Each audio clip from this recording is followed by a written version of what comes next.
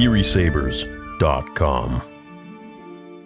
The original, as you know, shows this scene of Luke Skywalker after the destruction of the second Death Star, celebrating on the forest moon of Endor with his friends, as he looks out into the distance at Obi-Wan, Yoda, and his father, Anakin Skywalker. It was originally Sebastian Shaw, the same actor we saw at the end of the film, who died in Vader's suit. In the remastered edition, it was changed later to Hayden Christensen from the prequels. As someone who was a little kid when the prequels came into theaters, I got pretty emotional during this scene, to say the least, because it tied together everything so nicely.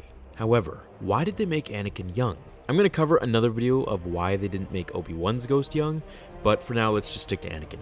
The reasoning behind this is fairly simple. It comes from an interview with George where he touched on this topic personally when asked. He had this to say about it. A Jedi's Force ghost is the image the Jedi had of themselves when they died, and that Anakin died when he became Darth Vader. So right there we can see that Lucas was trying to tie in all the films as closely knit as he could, and by putting young Anakin's head onto old Anakin's body, he was able to do this, at least in his vision. I'm going to also add the novelization in there.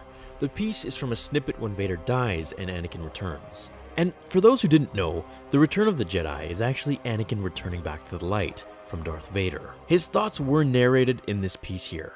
Vader's own sense of anguish to his crimes added guilt at the imagined repugnance of his appearance. But then this brought to mind of the way he used to look, striking and grand, with a wry tilt to his brow that hinted of invincibility, and took in all of life with a wink. Yes, that was how he looked once. So Force ghosts are able to manifest their appearance into either themselves or just a voice-like orb floating around.